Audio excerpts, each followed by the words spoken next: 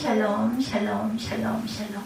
하나님 사랑합니다. 여러분 주 안에서 사랑합니다. 오늘 신명기 33장 말씀 8절에서 11절 교회가 나아갈 길. 신명기 33장은 32장의 노래, 모세의 노래에 이어서 모세가 이스라엘에게 준 유언적 축복을 기록하고 있다. 구약시대에 임종 전에 하는 축복은 유언인과 동시에 예언의 성격을 가지고 있었죠. 그래서 본장은 일종의 예언적 기도다 이렇게 보시면 됩니다. 이스라엘 민족을 향한 남다른 감회를 가지고 있었던 모세는 이 축복을 끝으로 역사의 뒤안길로 사라지게 됩니다. 전체 주석의 끝까지 33장 전체를 한번 살펴보도록 하죠. 29절까지 34장에서 끝이 나죠. 모세의 축복, 모세의 축복, 이스라엘의 근원적인 축복입니다. 율법을 수여받았어요. 그죠? 모세가 이스라엘에게 하고 있는 축복은 노아나 이삭, 야곱 등의 족장과 같이 곧바로 종족들에 대한 축복이 아니라 일종의 일반적이고 서론적인 축복을 하고 있는 것입니다. 모세가 말하는 이스라엘 백성들의 근본적인 축복은 율법이에요. 율법. 신명기는 이 율법을 수여받은 민족이 바로 이스라엘 뿐임을 강조하고 있습니다. 모세는 축복의 서두에서 신의 산에서 율법을 수여받을 때의 모습을 집중적 수사법으로 묘사하고 있다. 야훼께서 1만 성도 가운데 강림하셨고 그 오른손에는 불같은 율법이 있다 이렇게 노래하죠. 이 사실은 바로 이스라엘 민족의 독특 그리고 배타적인 특징을 형성하고 있습니다. 이만큼 축복받은 민족은 없다는 거예요. 그러니까 굉장한 긍지, 나는 선민이다, 선택받은 민족이다 이렇게 얘기하고 있죠. 율법은 하나님의 뜻의 표현입니다. 로마서 7장 7절에서 9절입니다. 그런즉 우리가 무슨 말을 하려 율법이 죄냐? 그럴 수 없느니라. 율법으로 말미암지 않고는 내가 죄를 알지 못하였으니 곧 율법이 탐내지 말라 하지 아니하였더라면 내가 탐심을 알지 못하였으리라 이렇게 말하고 있습니다. 아, 탐내는 거는 죄구나 이걸 알았다는 거죠. 그러나 죄가 기회를 타서 계명으로 말미암아 내 속에서 온갖 탐심을 이루었나니 이는 율법이 없으면 죄가 죽은 것이라. 전에 율법을 깨닫지 못했을 때는 내가 살았더니 계명이 이름의 죄는 살아나고 나는 죽었도다 이렇게 말하고 있습니다. 율법의 준수 명령에 대해서 역대상 22장 12절에 야훼께서 내게 지혜와 총명을 주사 내게 이스라엘을 다스리게 하시고 내 하나님 야훼의 율법을 지키게 하시기를 더욱 원하노라 말씀하죠.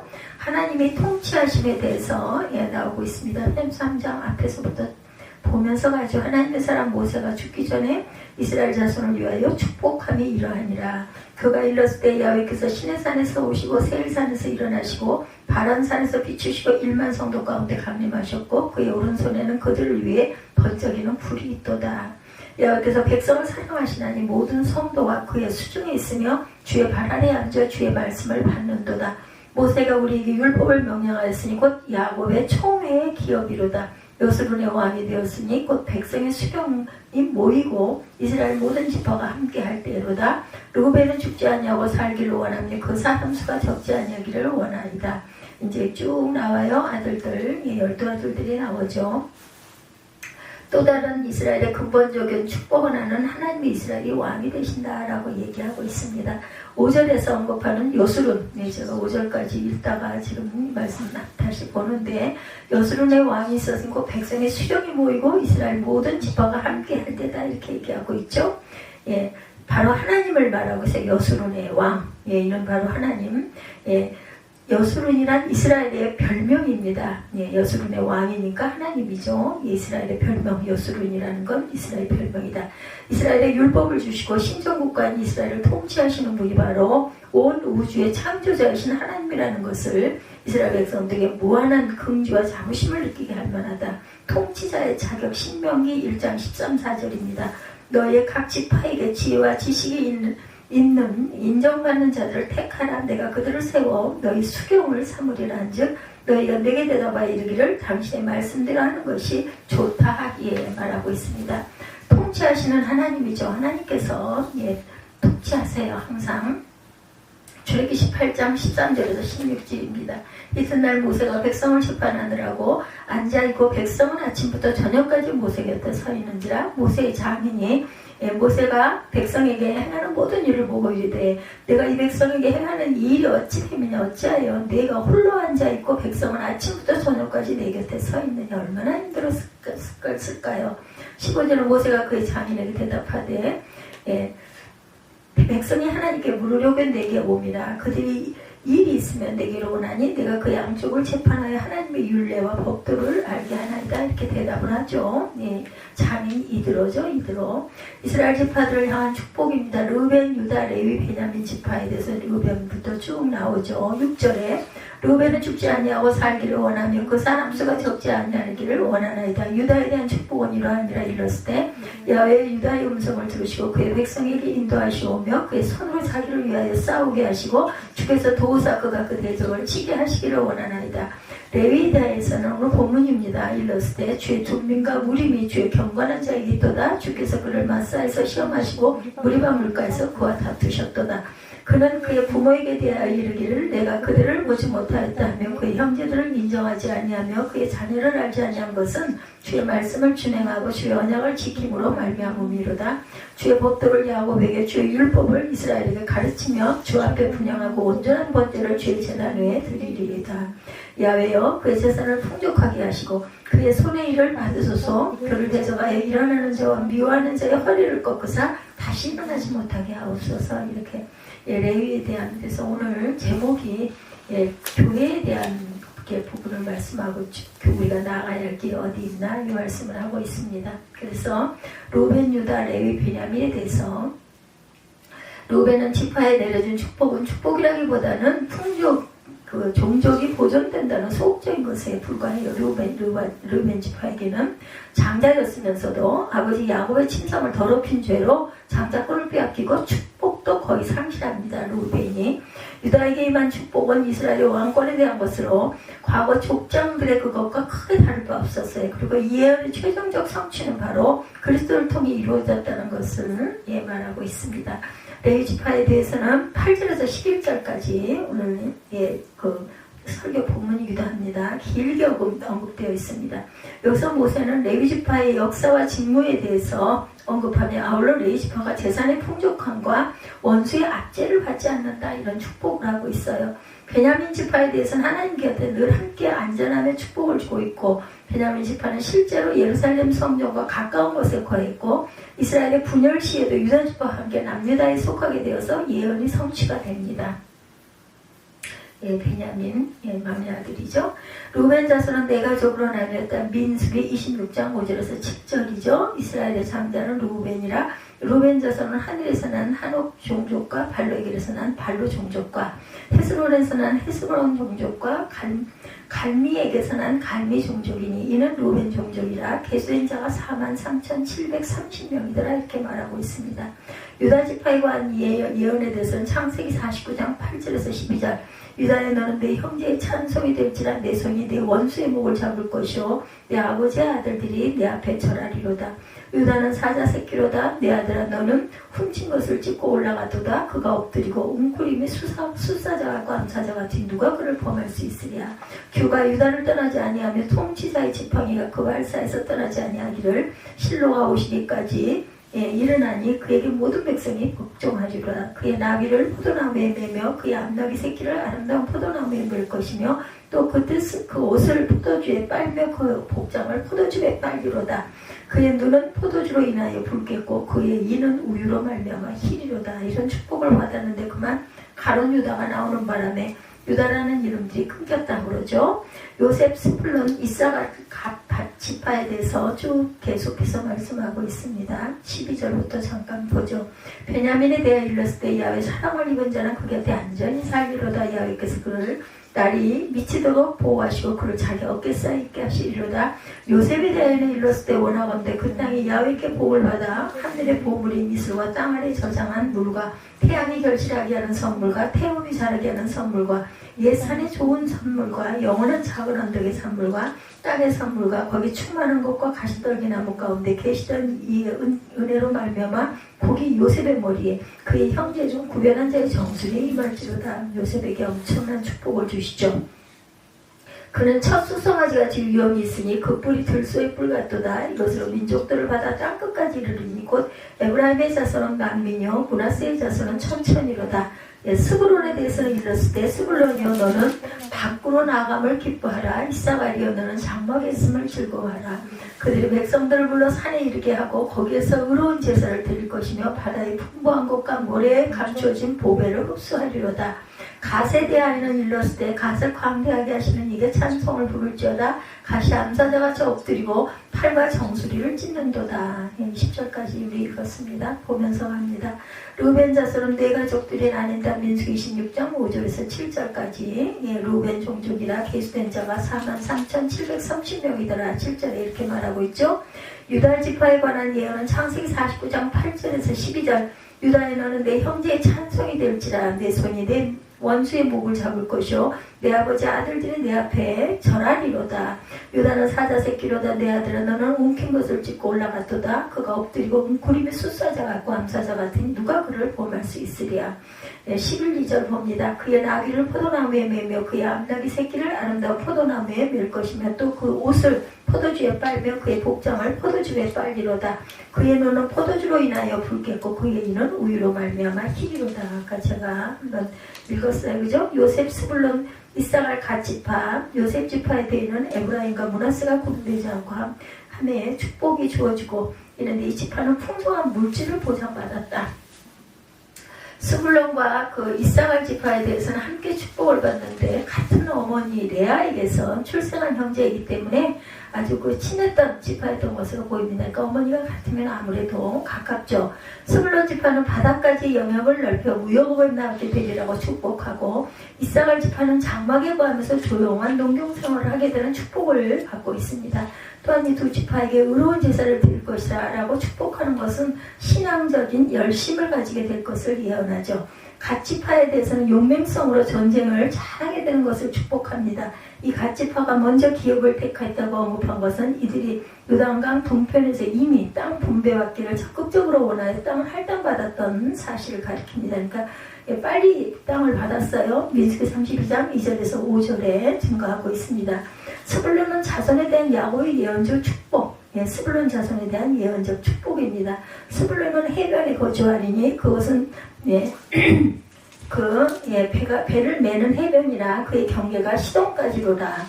사사 엘론이 스불론 자손에게 배출되었어. 사사기 12장 11, 2절. 뒤를 이어 스불론 사람 엘론이 이스라엘에 사성화되어 10년 동안 이스라엘을 다스렸다 말씀하고 있습니다. 스불론 사람 엘론이 죽음에 스불론 땅 아얄론에 장사되었다 이렇게 증거합니다. 단, 납달리, 아셀 지파에 대해서 단 지파에 대하여 모세는 용맹스러운 사자 새끼에 비유하여 전쟁에서 용명을 떨칠 것을 예언하고 실제로 용명한 사사였던 삼손은 바로 단 지파 출신이었다라는 것. 납달리 지파는 풍요로움의 축복을 받습니다. 갈릴리 호수 부근에 비옥한 토지를 분배받기도 한 납달리 지파는 풍요로운 그러한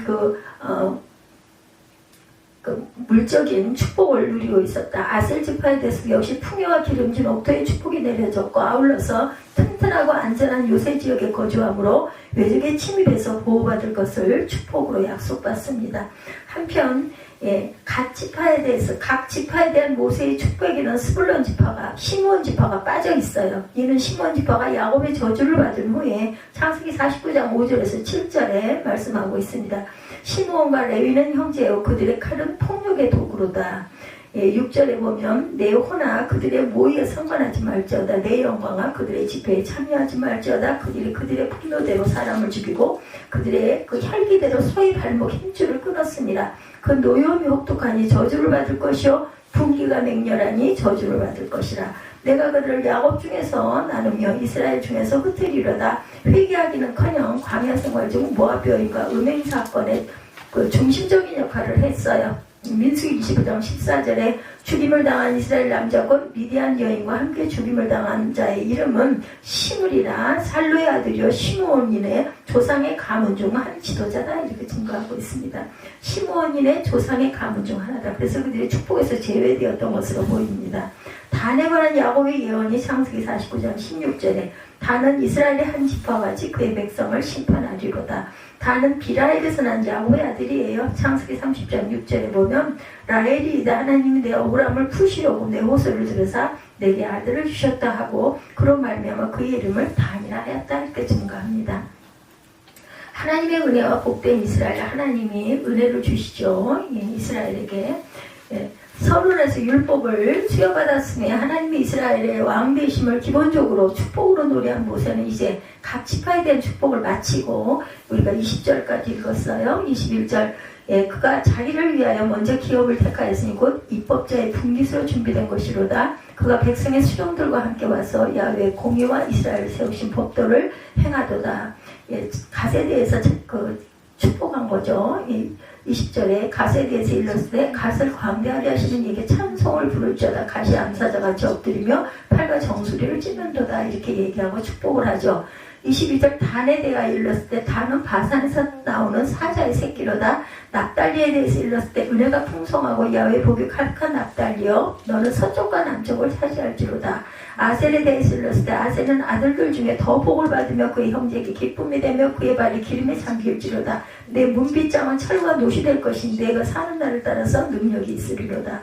여수른이여 하나님 같은 이가 없도다. 그가 너를 도우시려고 하늘을 타고 궁창에서 위엄을 나타내시는도다. 영원하신 하나님이 내 처소가 되시니 그의 영원하신 팔이 내 허리에 있도다. 그가 내 앞에서 대적을 쫓으시며 멸하리로다 하시도다. 28절이죠. 이스라엘이 안전히 구하며 야곱의 샘은 곡식과 세포두지의 땅에 홀로 있나니 곧 그야 하늘이 이슬을 내리는 곳이로다. 이스라엘이여 너는 행복한 사람이로다. 야훼 구원을 너같이 얻은 백성이 누구냐. 그는 너를 돕는 방패시오 내 영광의 칼이시로다. 내 대적이 내게 복종하리. 내가 그들의 높은 곳을 밟으리로다. 이렇게 말씀하죠. 29절까지입니다. 그래서 전능하신 하나님의 팔이 이스라엘을 돌보시며 안전한 처소가 되어줄 것이다. 겸손한 자에 주신 하나님의 은혜예요. 야고보서 4장 6절입니다. 더욱 큰 은혜를 주시나니 그러므로 일렀을 때 하나님이 교만한 자를 물리치시고 겸손한 자에게 은혜를 주신다 하였느니라. 죄인에게도 베푸시는 그리스도의 은혜입니다. 디모데전서 1장 12~13절입니다. 나를 능하게 하신 그리스도 예수 우리 주께 내가 감사함은 나를 충성되이 여겨 내게 직분을 맡기심이니 내가 전에는 비방자여 박해자여 혹행자였으나 도리어 긍휼을 입은 것은 내가 원치 아니할 때 알지 못하였고 행하였습니다 말합니다. 그래서 결론은 복된 이스라엘이다 말씀하죠. 하나님의 은혜로 끝도 없이 받은 이스라엘이 복된 민족이죠. 그래서 모세는 이스라엘이야말로 행복자다 이렇게 결론을 짓습니다. 모세는 결국 하나님의 이스라엘을 승리자로 만드셔서 높은 곳을 밟게 하실 것이라고 축복하시오. 이러한 이스라엘을 향한 축복이야말로 오늘 우리 모두가 그리스도로 말미암아 마귀의 권세를 이기고 받은 축복이기도 합니다. 아직 그리스도께서 재림하지 않으셔서 사단의 최종적 멸망이 실현되지는 않았지만 이미 우리는 그리스도로 말미암아 하나님의 복된 자녀가 되었다는 것을 우리가 명심해야 합니다. 복받은 시기는 창세 전부터 영원토록입니다. 마태복음 25장 34절입니다. 그때 임금이 그 오른편에 있는 자들에게 이르시되 내 아버지께서 복받을 자들이여 나와 창세부터 너희를 위하여 예비된 나라를 상속받으라 말씀합니다. 복 있는 자의 신뢰 시편 94편 12절이죠. 13절입니다. 야훼여 주로부터 직무를 받으며 주의 법으로 교훈하심을 받은 자가 복이 있나니 이런 사람에게는 환난의 날을 피하게 하사 악인을 위하여 구덩이를 팔 때까지 평안을 주시리로다 말씀합니다. 그래서 신명기 33장 결론은 모세는 이스라엘 백성들이야말로 세상에서 가장 복받은 민족이다 라고 축복하며 노래하죠. 하나님께서 통치하시고 은혜를 주셨고 율법을 주셔서 지킴으로 복을 얻게 된다. 이런 축복을 우리도 이미 받았음을 상기해야겠다. 우리는 하나님의 은총을 받아 그리스도로 말미암아 구원을 얻었고 그 구원을 이 세상 어떤 것과도 바꿀 수 없는 귀한 것임을 감사하고 우리 삶이 말씀 중심의 삶이 되도록 노력해야 할 것입니다. 그래서 전체 33장 전체 주석 봤습니다. 그래서 교회가 나아갈 길에 대해서 함께 말씀을 나눕니다. 교회가 어떤 성격을 가져야 하는지에 대해서는 사람들마다 견해가 조금씩 달라요. 그렇죠?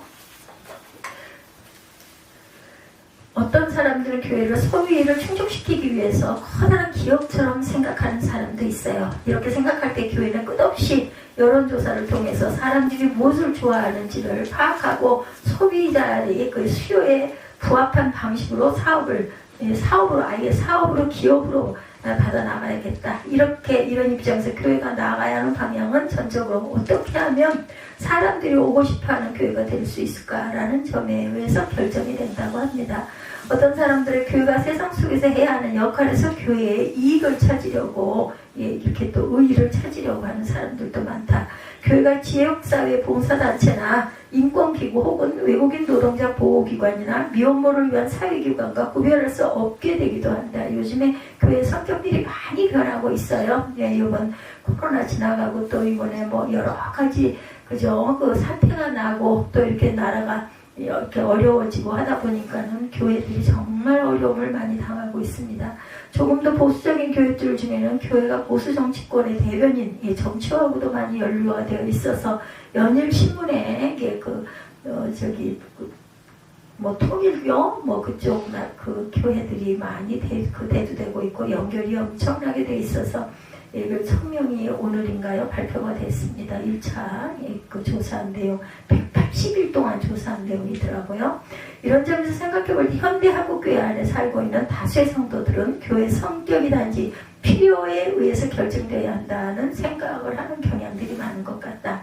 설교의 성격이 목사의 목회 방침에 따라 결정된다고 생각하는 것처럼 그러나 과연 그래도 괜찮을까? 교회의 성격이 그 시대에 중요하게 생각하는 데 따라 이랬다 저랬다 해도 되는 것일까? 오히려 교회는 분명하게 성경이 가르치는 방향을 향해 똑바로 나아가야 되는 것은 아닌가? 이렇게 저도 생각을 합니다.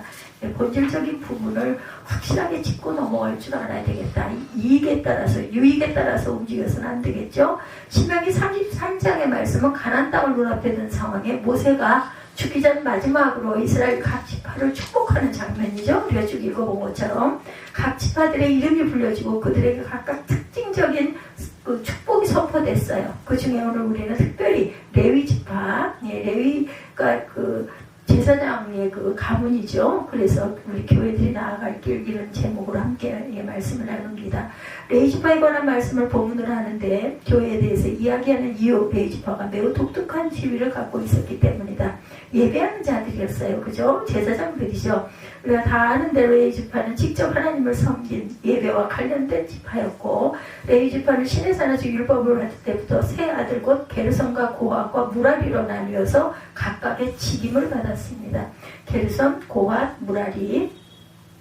예를 들자면 게르손은 성막의 외부 그 천막과 휘장들, 고핫은 법궤나 떡상, 등대나 번제단과 같은 성막 기구들을, 무라리는 성막의 널판들과 기둥, 받침, 말뚝 등을 각각 담당했어요. 이렇게 나눠서 레위 지파 외에는 아무도 성막 기구들에 접근할 수가 없었다고 합니다. 그리고 다윗 시대에 오면서 헤만과 여두둔과 같은 이들은 하나님께 찬양을 드리는 찬양대를 맡죠. 여기 많이 들어본 이름이죠. 헤만, 여두둔.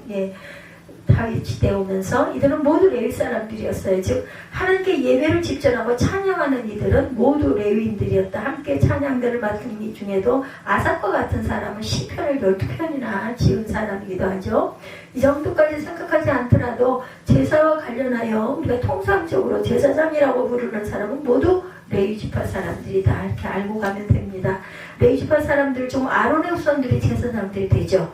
그리고 또한 모세와 아론은 레위 지파 사람들이었고 레위 지파는 예배를 직접적으로 수종드는 예배와 관련된 사람들이다. 이렇게 보면 됩니다. 말씀을 백성들에게 또한 가르치기도 하죠. 뿐만 아니라 레위인들은 하나님의 말씀을 가르치는 자들이었다. 요즘에 그 신학교에서 교수하는 분들 이런 사람들이죠. 레위인들 중에 제사장들은 하나님의 율법을 백성들에 가르치는 일을 맡았어요. 제사장들은 역대하 15장 3절에 예레미야 18장 18절에 에스겔 7장 26절 등에 의하면 제사장은 제사와 관련한 일을 맡았을 뿐만 아니라 이스라엘 백성들을 가르치는 역할도 하였다.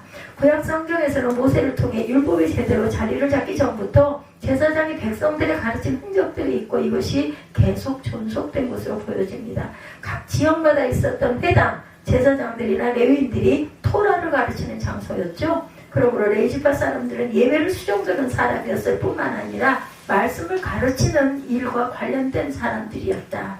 그러므로 우리는 레위인들은 누구나라고 하면 크게 두 가지로 말할 수 있죠. 레위인들이 누구냐? 크게 두 가지. 레위인들은 하나님을 예배하는 일과 하나님의 말씀을 백성들에게 가르치는 일을 했다. 두 가지. 오늘 말씀에서 레위인들이 일한 그 속성이 잘 나타납니다. 모세의 축복 중 10절 말씀에 보면 말씀하고 있죠. 주의 법도를 야곱에게 주의 율례를 이스라엘에게 가르치며 주 앞에 분향하고 온전한 번제를 주의 제단 위에 드리리로다. 이렇게 말씀하고 있습니다. 예, 그래서 레위는 주의 법도를 야곱의 주의 율례를 이스라엘에게 가르치고 말씀을 가르치는 역할이 주어졌다. 주 앞에 분향하며 온전한 번제를 주의 단위에 드리리로다. 하나님께 예배하는 역할이 주어진 것으로 말씀되어 있습니다. 레위 지파의 사람들이 이렇게 하나님을 섬기는 일과 말씀을 가르치는 사람들이었기 때문에 신명기에서 모세가 이 레위 지파 사람들에게 선포 예언의 말씀을 통해 우리는 교회 안에서 하나님의 말씀과 예배의 역할에 대해서 잘 알 수 있는 것이죠. 또한 교회 안에서 레위 지파가 어떤 역할을 차지했는가라는 질문으로 바꿔 말하면 교회 안에서 말씀과 예배는 어떤 역할을 가져야 하느냐 이렇게 거꾸로 해석할 수도 있습니다. 주의 둠민과 우림이 또한 그들에게 있었어요. 그죠? 첫 번째 주의를 기울여서 하시는 하나님께서 주의 둠민과 우림들을 주의 경건한 작업 대제사장 아론에게 주셨다라고 8절에 말씀하고 있습니다. 8절부터 11절까지 오늘 본문이 레위에 대하여 일렀을 때 주의 둠민과 우림이 주의 경건한 자에게도다. 주께서 그를 마사에서 시험하시고 무리바 물가에서 그와 다투셨도다. 이렇게 말씀하고 있습니다. 정확한 모양이 성경에 나와 있지 않기 때문에 어떻게 생긴 것인지는 잘 알 수 없지만 유대인들은 육각 모양의 투명한 돌이거나 하얀색과 검은색의 두 종류의 동그란 돌 같은 것이다 이렇게 생각하고 있다고 그래요. 성경에 나와 있지 않은 모양에 관한 것보다 중요한 것은 이 우림과 둠밈이 언제 무엇을 위해 사용된 것이며 그것이 레위에게 있도다라고 말씀하고 있냐는 점, 이것을 우리가 보고 가면 됩니다. 우림과 둠밈의 용도는 성경에 분명하게 나타나 있죠. 예, 먼저 출애굽기 28장에서 이 우림과 둠밈이 돌이 들어있던 가슴의 흉패가 판결 흉패다 불려졌다는 점에 주목해야 합니다. 들어있던 가슴의 흉패, 판결 흉패. 판결이라는 말은 말 그대로 재판 혹은 판단, 무엇인가를 결정할 때 사용하였다는 거죠. 이 말에는 우리는 우림과 둠밈이 무언가의 가후의 판단을 정할 때 사용했던 점을 추측할 수가 있습니다. 민수기 21장에 보면 이스라엘이 모세 대신 여호수아를 세울 때 온 백성 앞에서 하나님의 음성을 듣기 위해서 우림의 판결법을 사용한 것으로 나타나 있어요. 그는 제사장, 민수기 21장 21절입니다. 그는 제사장 엘르아살 앞에 설 것이요 엘르아살은 그를 위하여 우림의 판결법을 야훼 앞에 물을 것이며 그와 온 이스라엘 자손 곧 회중원 엘르아살의 말을 쫓아 나아가며 들어올 것이다 이렇게 말하고 있습니다. 즉 우림이 어떻게 생겼건 간에 확실한 것은 이것을 통해 가후를 결정했다라는 거죠. 오늘 제비를 뽑거나 주사위를 굴리는 것과 비슷한 것이었을 것이다. 이스라엘 백성들은 하나님께 뭔가 여쭐 일이 있을 때 아주 구체적인 방법을 가지고 있었는데 사무엘상 28장에도 보면 사울이 하나님께 불순종 후에 사울이 야훼께 묻자오되 야훼께서 꿈으로도 우림으로도 선지자로도 그에게 대답하지 아니하셨다 이렇게 말씀해요. 사무엘상 28장 6절에 여기서도 우림이란 분명하게 하나님께서 사람들에게 대답하시는 방편이었습니다. 판결 흉패 안에 있었던 우림과 둠밈은 하나님의 뜻이 무엇인지를 묻는 방편이었고 하나님은 이것을 통해서 대답하셨다. 그리고 지금 성경에 나와 있지 않지만 70인역에 보면 사무엘상 14장 41절 말씀에 요나단의 범죄를 묻는 장면에서 사울이 만일 위저가 내 아들 요나단이나 나로 인한 것이었다면 우림을 보시고 내 백성에게서 기인한 것이라면 둠밈을 보시옵소서라고 되어 있는 부분이 있어요. 그래서 하나님의 음성이 레위에게 있었다. 이런 사실을 기초로 하고 유대 전승에 내려온 것들을 조합해 볼 때 학자들은 우림과 둠밈은 아마도 빛이라는 뜻을 가진 우림 쪽이 예스를 의미하고 완전 무결의 뜻 이것을 둠밈 쪽의 노를 의미한다 이렇게들 추측한다고 합니다. 살핀 70인역의 사무엘상 14장 말씀이 타당성이 있는 것이라면 어떤 문제 앞에서 하나님께 묻기 위해 판결 흉패 속에서 이 돌들 중에 하나를 뽑고 우림이 나오면 하나님께서 예스, 둠밈이 나오면 하나님께서 노라고 말씀하신 것으로 제비뽑기와 같네요. 그죠? 동그란 아브라함이냐 아니냐 뭐 이런 그 선택으로 했던 것 같습니다. 또한 우리가 좀 각각 그 첫 글자가 히브리어로 제일 첫 글자의 마지막 글자이기 때문에 알파와 오메가이신 하나님을 나타낸다라고도 생각을 했다고 그래요. 이런 방식이 어떻게 보면 단순한 제비뽑기처럼 보일지 몰라도 중요한 것은 구약시대에는 이것이 하나님의 뜻을 나타내는 방편이었다. 선지자들의 말과 꿈, 환상 등이 모두 구약시대에 계시된 방편이었듯이 우림과 둠밈의 판결도 하나님의 뜻의 계시, 우리가 뽑기는 우리가 뽑지만 그것을 하게 하는 것은 하나님께서 역사하신다 이렇게 생각을 했다는 거죠. 하나님께서는 신약시대가 되기 이전에는 자신의 뜻을 제사장들의 그 오신 에봇의 판결문패 속에 들어있던 두 물건을 통해서 자신의 뜻을 계시했다는 것입니다. 신명기 33장 말씀에서 우림과 둠밈과 판결이 레위기에 있다는 것은 바로 아주 의미심장하죠. 그것은 하나님의 뜻이 바로 레위기에 있다는 것이기 때문이에요. 우리는 서론에서 오늘날의 교회들이 자신들의 나아갈 바를 자꾸 시류에 의존한다는 것을 봤어요. 그러나 이 말씀에 의하면 교회는 시류가 보여주는 방향을 따라 나아가는 것이 아니라 하나님께서는 자신의 음성을 따라 누구도 아닌 레위지파의 손에 쥐어주셨다는 것. 왜 레위지파에게 하나님의 음성이 나왔는가? 그들이 바로 예배와 말씀을 맡은 자들이었기 때문이다. 교회의 방향성은 어디에서 나와야 되나? 교회는 무엇을 위해 나아가는 기관이어야 할까? 이 말씀에 의하면 교회는 예배와 말씀을 맡은 자들을 통해서 앞으로 나아가야 한다. 오늘날 교회를 부흥시키는 각종 방편이 나와 있지만 레위지파에 주어진 말씀에서 강조점은 분명합니다. 자신의 음성을 듣는 방편을 교회 안에서 예배와 말씀을 접전하는 그들의 손에 주셨다는 것이죠. 그래서 항상 우리가 상황과 환경에 절대로 나약해져서는 안 되겠다. 그리고 오늘 말씀에는 주의 우림과 둠밈을 받은 곧 하나님의 음성을 받아 그 말씀하는 레위지파가 어디에 연연해서는 안 되는지도 함께 나타나죠. 8절 9절 부분 보면 문장 전체가 하나님께서 우림과 둠밈을 레위지파에게 준 까닭임을 알 수 있어요. 9절 끝에 이남이로다 말하고 있죠.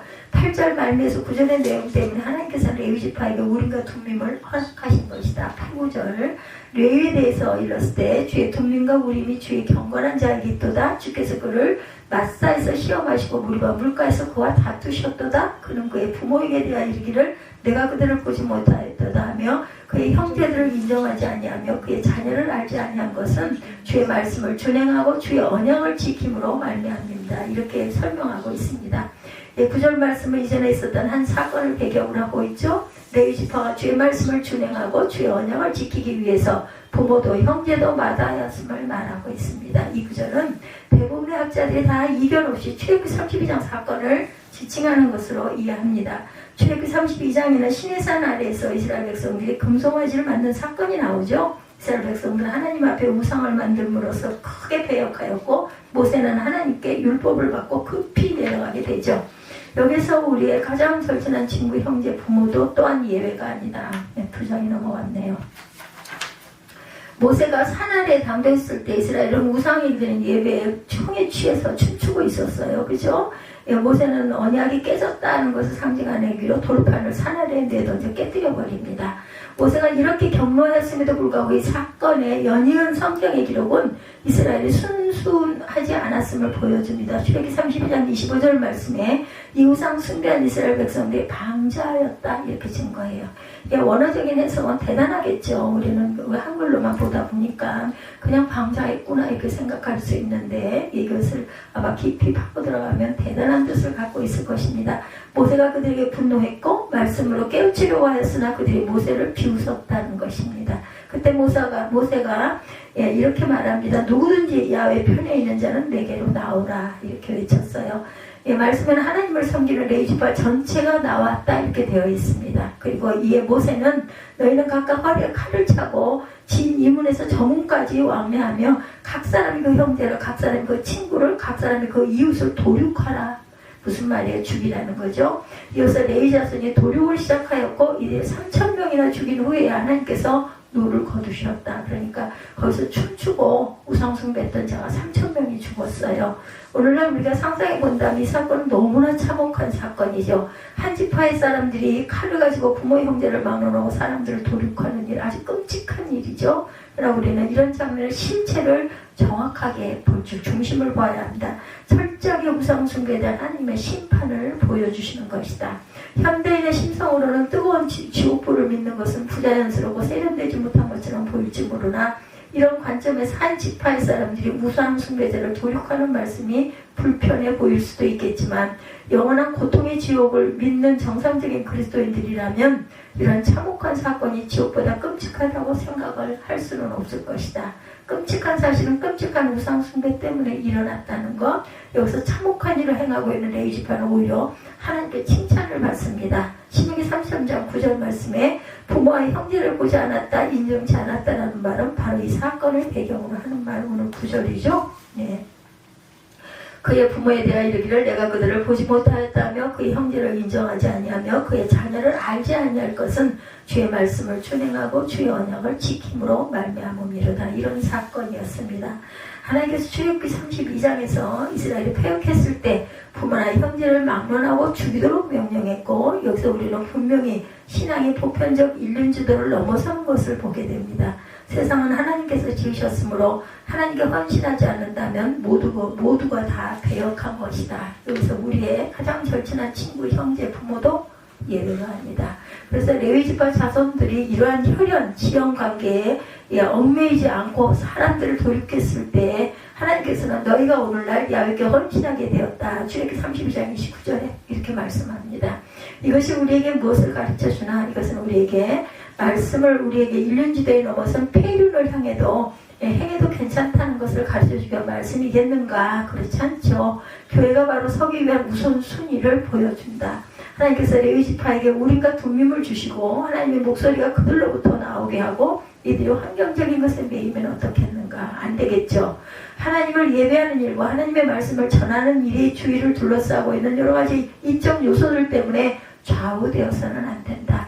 범죄한 이가 있는데 범죄한 이가 자기의 부모나 형제이기 때문에 목사가 처벌하지 못한다면 이는 신의 산에서 부모 형제를 죽이지 못한 레위인과 똑같다라는 거.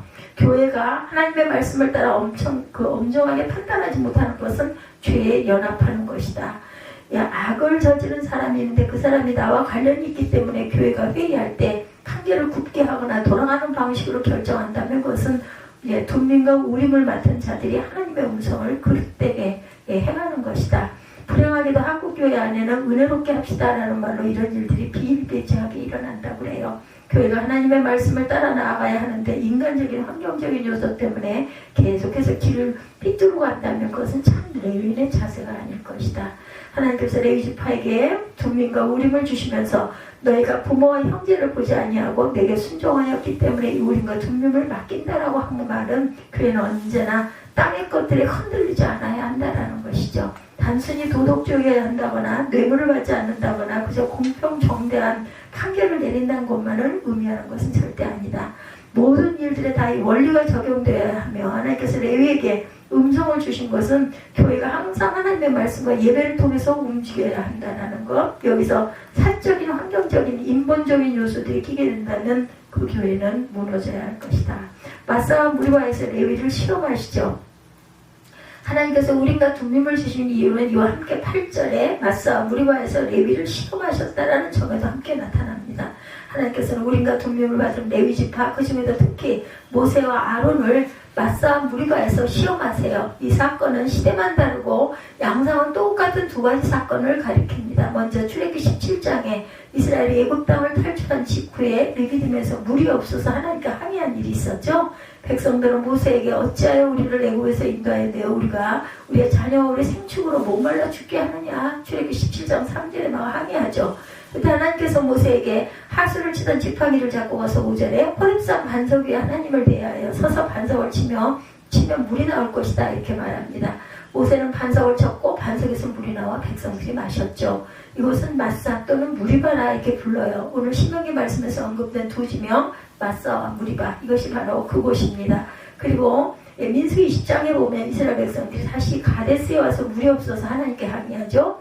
앞선 출애굽기 17장의 사건과 비슷해 보이지만 출애굽기의 사건은 출애굽 직후에 있었던 일이고 민수기 20장의 사건은 광야에서 40년을 보내고 이 세대가 가나안을 향하여 거의 다 와가는 시점이라는 굉장히 오랜 세월이 흘렀어요. 그래서 출애굽 후에 불평할 때 왜 우리를 애굽에서 인도에 냈느냐, 출애굽기 17장 3절에 불평을 했는데, 민수기에서는 우리 형제들이 야훼 앞에서 죽을 때 우리도 죽였다면 좋을 뻔하였도다. 너희가 어찌하여 야훼 총회를 이 광야로 인도하여 올려서 우리와 우리 짐승들로 다 죽게 하느냐, 이렇게 불평합니다. 민수기 10장 3, 4절에 증거하죠. 애굽에서 괜히 나왔다는 것과 광야에서 죽었으면 좋았을 것이라는 불평의 시대상만 다를 뿐 이들은 똑같은 것을 불평합니다. 민수기 10장은 이 사건이라는 것을 무리와 무리다 이렇게 부릅니다. 여기서 하나님께서는 반석을 명하여 물을 내라 하셨으나 모세는 반석을 쳐서 물을 내었고, 모세가 가나안 땅에 들어갈 수 없게 된 사건이 바로 이 사건이죠. 오늘 신명기 본문의 말씀은 바로 이 두 가지 사건을 염두에 두고 말씀합니다. 8절에 등장하는 맞싸움 무리와는 바로 출애굽기 17장, 민수기 20장의 배경이다. 우리가 이 사건들과 그에 대한 다른 성경의 평가를 통해 알 수 있는 것은 맞싸움 무리와의 사건을 성경이 이스라엘이 하나님을 시험한 사건이다 이렇게 부르고 있어요. 이스라엘이 하나님을 시험했다. 시편 95편에도 맞싸움 무리와 사건이 말씀합니다.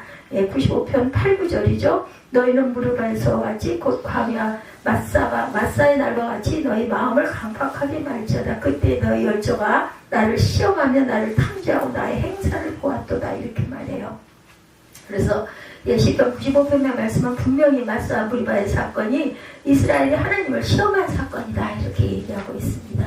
그러므로 성경의 증언에 따르자면 시험을 한 쪽이 이스라엘 쪽이고 시험을 당한 쪽이 하나님이세요. 그런데 신명기 본문에서는 이것이 뒤바뀌어 있습니다. 신명기 30장 8절에 보면 주께서 그를 마사에서 시험하시고 주께서 하셨다고 그러죠. 무리바 물가에서 그와 다투셨다 이렇게 되어 있어요. 하나님께서 레위를 시험하신 것이라고 말씀합니다. 하나님의 동시적인 사역, 어떻게 악을 변하여 선으로, 합력하여 선으로, 여기서 우리는 하나님께서 어떻게 일하시는지를 보게 되죠. 분명한 한 가지는 8절에 주께서 시험하고 다투신 사람은 복수형이 아닌 단수형, 즉 하나님께서 신명기에서 시험하시고 다투셨다고 말씀하고 있는 대상은 그들로서 이스라엘이나 레위지파 전체가 아니라 출애굽기 17장과 민수기 20장에서 단수인 사람 누구예요? 여기서 단수인 사람은 분명히 모세 아니면 아론일 것이에요. 따라서 우리는 이 사실을 통해서 하나님께서 여기에서 동시적인 사역을 행하고 계십니다. 구약의 언급과 앞서 살핀 시편 95편 등의 말씀에 의하면 마사와 무리바 사건은 이스라엘이 하나님을 시험한 사건이다. 그것은 뒤엎을 수 없는 분명한 사실. 그때 동시에 한 가지 일이 일어나고 있었죠.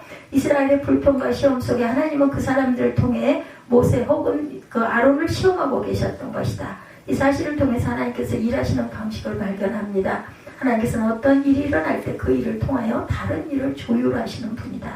인간이 죄로 오염되고 악으로 인해 아무렇게나 행하는 것처럼 보일지라도 하나님께서는 그 전체의 판도를 쥐고 계시는 분이기 때문에 이쪽에 있는 한 사람과 또한 악과 또 다른 쪽에 있는 한 사람이 악이 부딪혀서 선을 창출해내도록 하신 하나님, 한 나라 속에 A정당과 B정당이 모두 자신들의 이기적인 목적을 위해서 어떠한 정책을 내걸고 맞붙어 싸울지라도 하나님께서 그 목적이 충돌하는 환경을 교묘하게 조정함으로 무수한 악 가운데 하나님의 뜻이 이루어지게 하시고 하나님의 백성들을 보호하신다라는 것 잊지 마십시다. 이것이 바로 하나님을 사랑하는 자, 곧 그 뜻대로 부르심을 입은 자들에게는 모든 것이 합력하여 선을 이룬다. 롬 8:28입니다.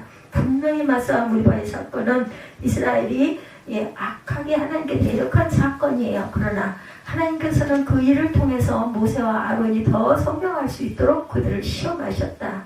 분명히 세계는 각자 자신의 뜻대로 돌아가는 것 같지만 각각을 놓고 보면 다 악한 것처럼 보이지만 그것이 모이게 될 때 선이 되는 것은 하나님께서 하시는 일이다. 우리는 이 8절의 마사와 무리바 시험을 통해서 하나님께서 레위지파였던 모세와 아론의 제단적 임무를 시험하셨다는 것을 알 수 있습니다.